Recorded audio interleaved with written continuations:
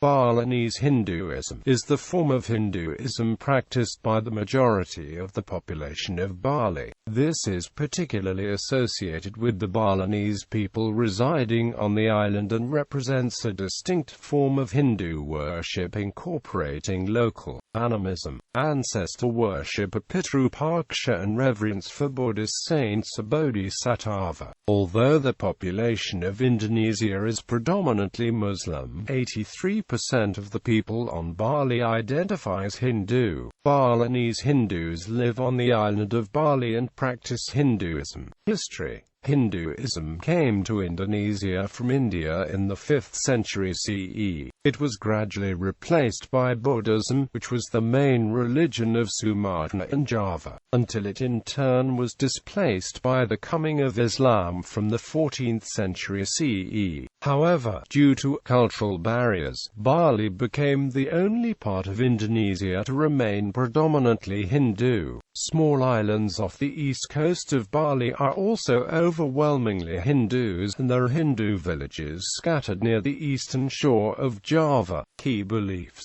the fundamental principle underlying Hinduism is that there is order in the cosmos, known as Dharma. There is also a disordering force, Adharma. Hindus seek balance and harmony between these two forces, thus freeing themselves from the never-ending cycle of reincarnation, attaining a state called moksha. Balinese Hinduism divides the cosmos into 3 layers. The highest level is heaven or swarga, the abode of the gods. Next is the world of man, Bhuwa. Below this is hell, Bhua, where the demons live and where people's spirits are punished for misdeeds on earth. This tripartite division is mirrored in the human body and the shrines found outside Balinese buildings. Gods: along with the traditional Hindu gods such as Vishnu and Brahma, Balinese Hindus worship a range of deities unique to the branch of the religion. Sang Hyang Widi is the designation for one god in Balinese Hinduism. In the concept of Balinese tradition of Hinduism, a Sintura Sang Hyang Widi is associated with the concept of Brahman. Balinese Hindu belief in a single god is in line with the first principle of the Indonesian state philosophy, Pancasila. The empty chair at the top of the Padmasana shrine found outside houses and temples is for Sang Hyang Widi Wasa according to Balinese Hindu precepts. There are many manifestations of Sang Hyang Wasa Widi in the form of gods such as Dewi Shri, the goddess of rice,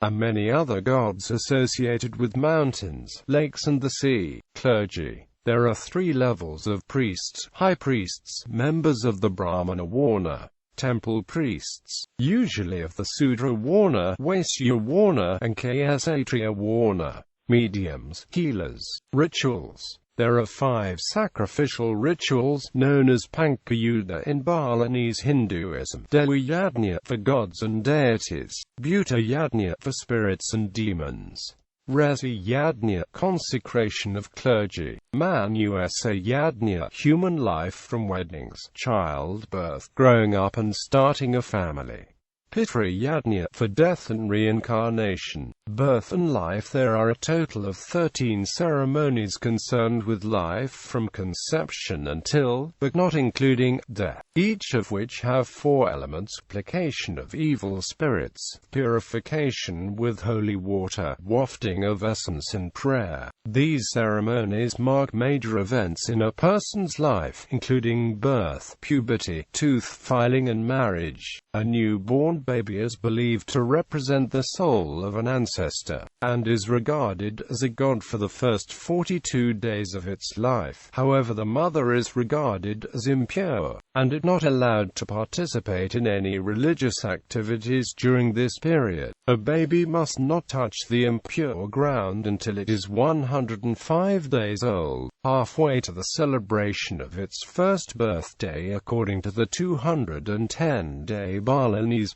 Balinese calendar. Once the child reaches puberty, the 6 upper canine teeth are filed until they are even. Marriage is seen as obligatory for Balinese Hindus, both for the establishment of a family and for the enhanced position in the village social structure accorded to the husband. Giving birth to children guarantees the patrilineal line, as well as ensuring there is somebody to perform the appropriate rituals essential for reincarnation.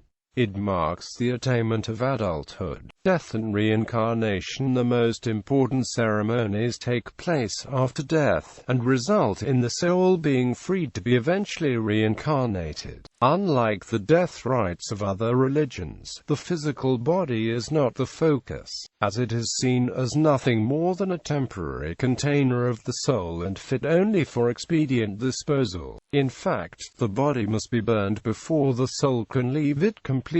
The cremation ceremony to bring this about can be extremely expensive because an elaborate ceremony is a way of showing respect for a soul destined to become a god with considerable powers over those left behind. Therefore, bodies are sometimes temporarily buried until the family is able to accumulate enough funds for a cremation. Although the bodies of priests or high-class families are preserved above ground. Festivals. Galungan and Kuningan. The most important festival is Galungan, a celebration of the triumph of Dharma over Dharma. It is calculated according to the 210-day Balinese calendar and takes place on the Wednesday of the 11th week. According to tradition, the spirits of the dead descend from heaven to return 10 days later on Kuningan. Nyepi, or the Day of Silence, makes the start of the Balinese Saka year, and is marked on the first day of the 10th month Kadasa. It usually falls in March. Other festivals. Wataganang, the last day of the Pukan calendar, is devoted to Saraswati, goddess of learning. Although it is devoted to books, reading is not allowed. The 4th day of the year is called Pajawasi, meaning iron fence. It commemorates a battle between good and evil.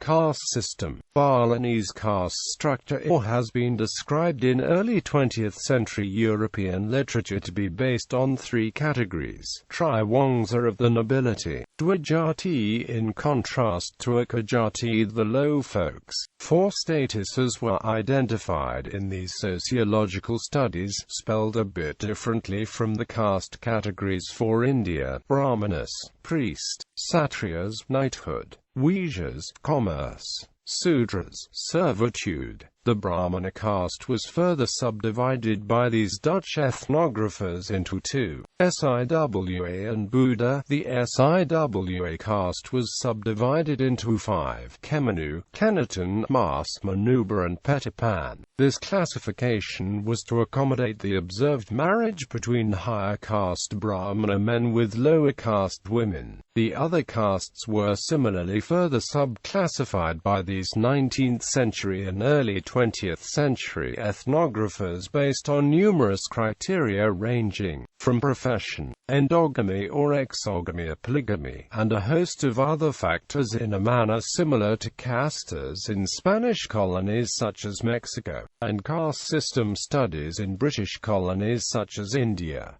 Professions and colors. Bali does have a caste system similar to the Indian system in its ancient form. In ancient India, caste was called varna, the propensity of the soul to behave according to certain tendencies based on its innate nature. Based on this propensity, people selected the profession.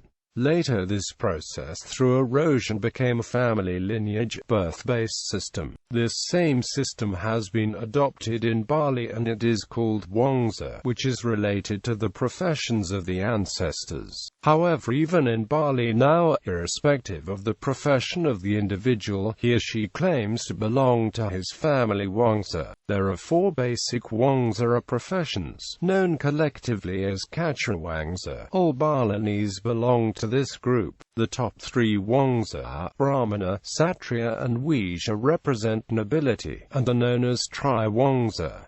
The fourth and most common Wangsa is Sudra. These Wangsa groups are subdivided, and each has certain names associated with it. The teachers and priests Brahmanans have 5 subdivisions, and are said to be descended from one individual. Men and women have Ida as the first name.